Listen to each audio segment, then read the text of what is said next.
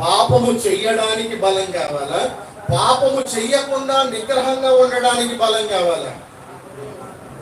పాపము చెయ్యడానికి బలంతో పని లేదు. ఒక సిగరెట్ కాల్చడానికి లేకపోతే మందు తాగడానికి బలం అవసరం లేదు. సారాయి తాగడానికి బలం అవసరం లేదు. పాపము చేయడానికి బలం అవసరం లేదు. పాపాన్ని చేయకుండా నిగ్రహించుకోవడానికి బలం కావాలి. స్తోత్రం కలుగును గాక.